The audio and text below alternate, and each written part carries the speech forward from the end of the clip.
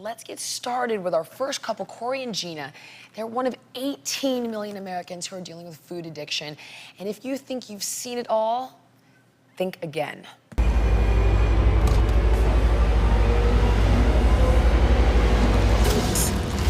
100% real beef.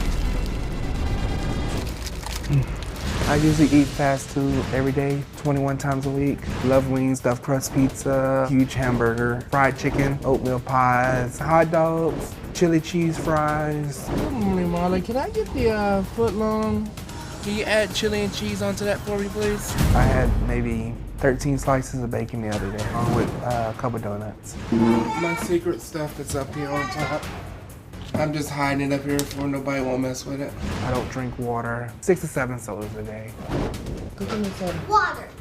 I don't want water. I want soda. Water. You need water. I actually have made myself throw up before just to eat the remaining food that I had. It's like a heart attack to me.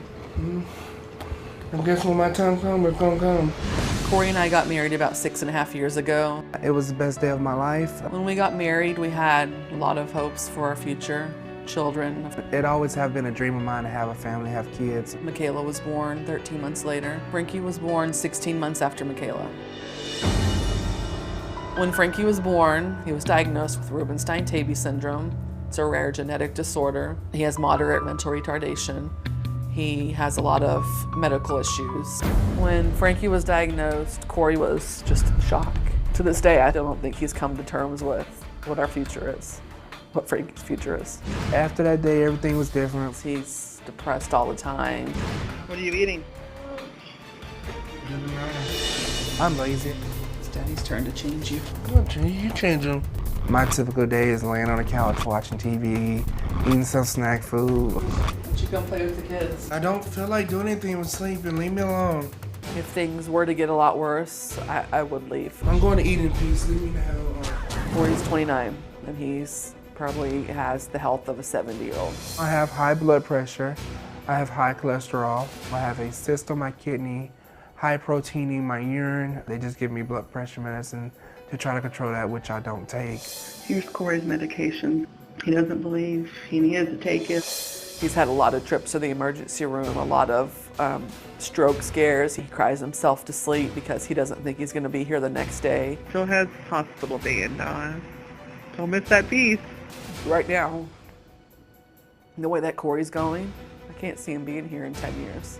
Thought you were going to get something for breakfast, like some milk for your cereal. Leave me alone, jeez. He's eating himself to his death. I'll be back later. I'm going to get something to eat.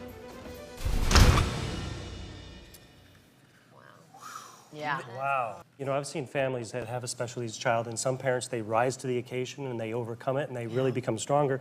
Some withdraw, and that's what Corey's doing. He's checked out. He's checked out. He's- He's trying to eat himself to death. Yeah. He is. I mean, that's how his coping mechanism with everything else that's going around. But unfortunately, it's making it worse. And Corey kept saying in that tape piece, I don't want to do anything. I'm lazy. Well, here's the thing. If you are dealing with a food addiction, you're not lazy. The food addiction is making you feel that way. When you have a food addiction, over time, it's only inevitable that you are going to develop obesity. With that, likely diabetes, likely heart disease, likely high blood pressure.